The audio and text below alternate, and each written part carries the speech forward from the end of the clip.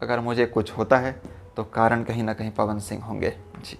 बोल बम का जो आह आह वाला आपका गाना था, आपको कुछ नहीं बोला, राइटर को बोला। इन गधों को समझाओ, मगैया जवान मेरे सालों को, ये मेरे साल हैं दोनों, ये मेरा साला है, इनका बहन का मैं रखवाला हूँ सालों का, इनको समझाइए।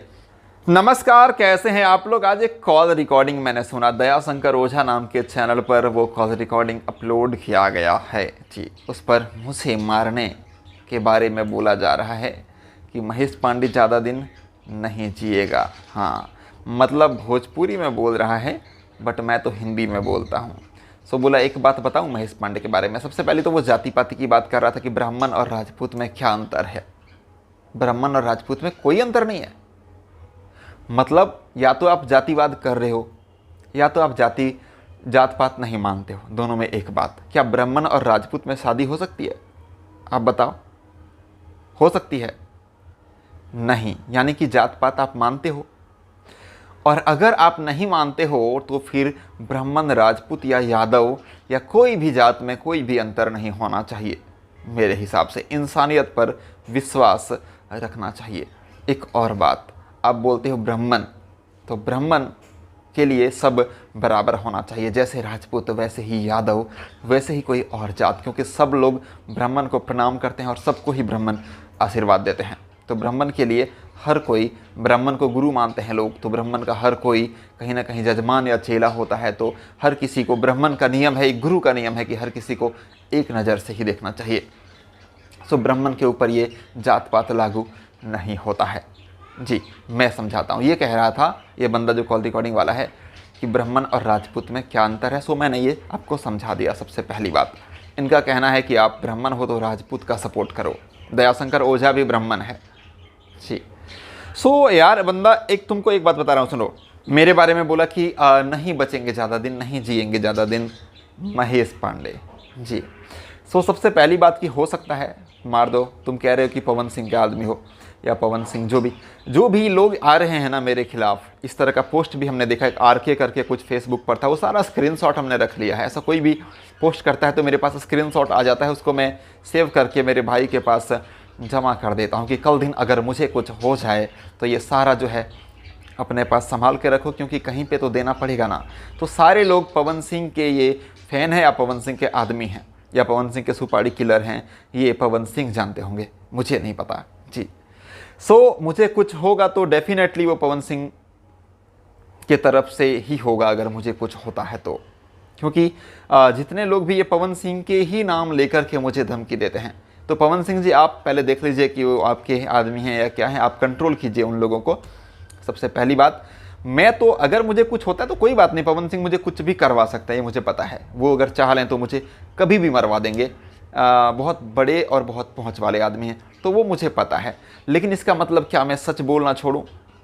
मुझे जो अपनी पसंद है, जो लीगल है कानून के नज़र में, वो मैं ना बोलूं? अगर पवन सिंह को ये बुरा लगता है कि खेसारी के गाना को तुम तांडव क्यों बोलते हो, खेसारी लाल यादव के गाना की तुम तारीफ क्यों करते हो, उसका 40 नंबर ट्रेंडिंग में आता है तो तुम तांडव क्यों बोलते हो, तो क्या वो मेरी जो पसंद है, मेरी जो च्वाइस है या मेरा जो भूलने का जो हक है, उसे क्या वो छीन लेंगे? क्या वो बंद कर देंगे? क्या ये अंग्रेज का शासन है?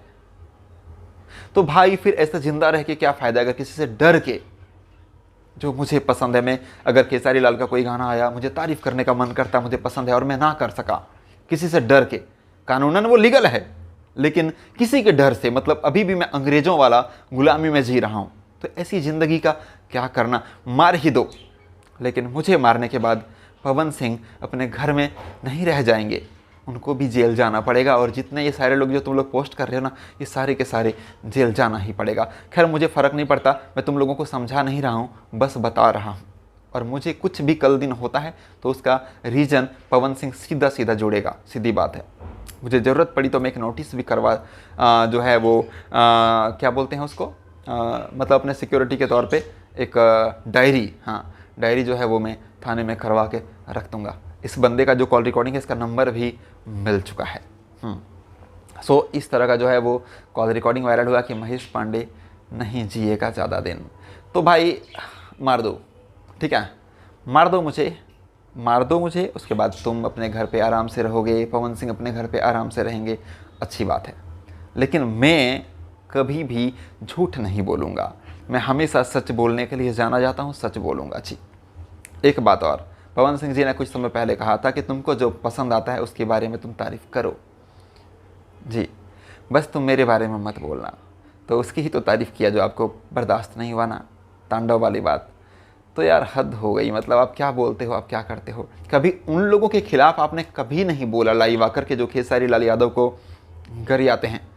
आपको पता है मेरे वीडियोज़ के व्यूज़ 50,000 जाते होंगे, लेकिन आपका बंदा मगहिया जवान जी, क्योंकि आपका व्हाट्सएप का जो चैट आप करते हैं ना, वो किसी और के पास नहीं है, लेकिन मगहिया जवान के पास है। इसका मतलब वो आपने उसको दिया है। लिरिक्स राइटर से आप क्या बात करते हैं, कहीं ना कहीं वो आपका बंदा है। दूसरे लोगों को गाली देकर के बात करता है। और आपके वीडियो का अगर रोस्ट किया, एक बार देखा मैंने अभी हाल फिलहाल में आपके वीडियो का रोस्ट किया, लेकिन पता है आपको बोल बम का जो आह वाला आपका गाना था, आपको कुछ नहीं बोला, राइटर को बोला। इन गधों को समझाओ, मगहिया जवान मेरे सालों को, ये मेरे साल हैं दोनों, ये मेरा साला है, इनका बहन का मैं रखवाला हूँ सालों का। इनको समझाइए कि आह उसने लिखा, अश्लील लिखने वाला गलत नहीं है, सबसे मेन है अश्लील गाने वाला जो गाया। क्या उसने नहीं देखा कि अश्लील है? जिसने गाया उसने देखा नहीं अश्लील है? देखा ना, तब गाया ना। क्या उस राइटर का नाम होगा वहाँ पर कि राइटर का गाना है, कि पवन सिंह का नाम होगा? लेकिन उसने आपको नहीं गरियाया, राइटर को गरियाया। वहीं पर खेसारी लाल यादव को खुलेआम गरियाता है।